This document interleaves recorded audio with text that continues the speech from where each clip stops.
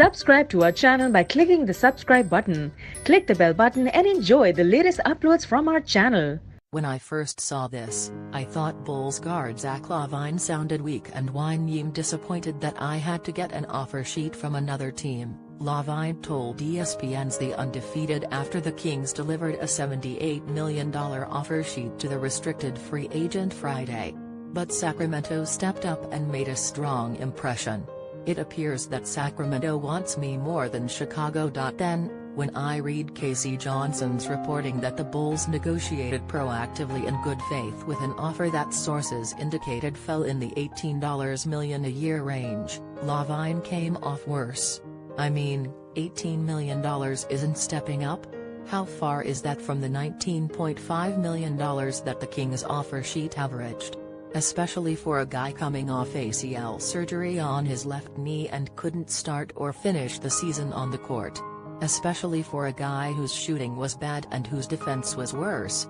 Like Hyman Roth famously told Michael Corleone, "This is the business we've chosen." By Sunday, after the Bulls officially matched the offer sheet, LaVine was walking back or walking around his previous self-pitying statement. "I never wanted it to get to the point of an offer sheet," LaVine said during a conference call.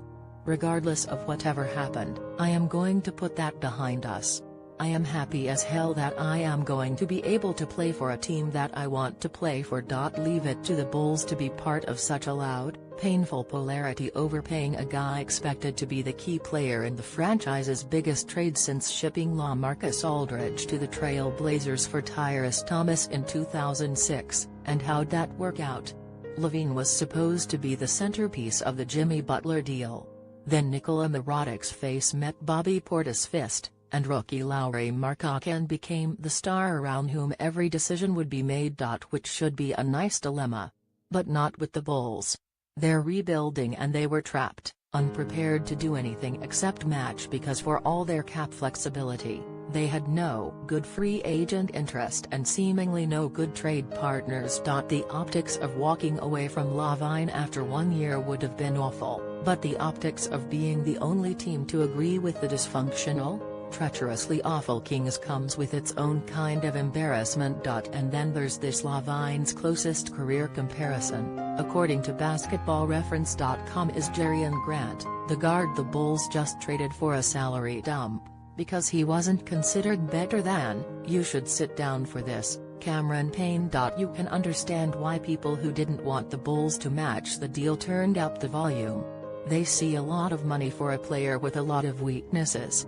You also can understand other people's reasoning that the money involved isn't the big deal, the percentage of the salary cap is, and LaVine's salary doesn't cripple their cap dreams. See, it looks like the Bulls were forced to match the Kings' offer sheet for curb appeal.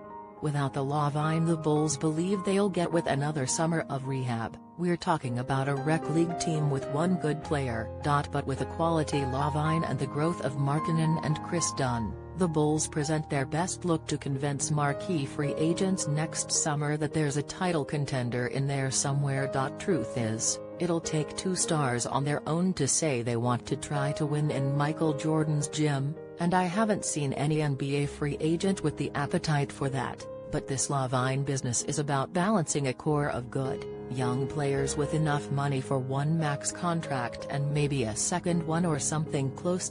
This season is all about next summer. The Bulls will go out to play with the big kids in the free agent market, and if they lose their lunch money again and come home without a franchise-changing player again, then they'd better change the people running the franchise, because we'll all be sick of knowing there's no hard salary cap on ineptitude. But yet these Bulls would continue to exceed it. Zach LaVine's extremely excited, not concerned over how contract negotiations played out. Casey Johnson: rising salary cap makes Zach LaVine deal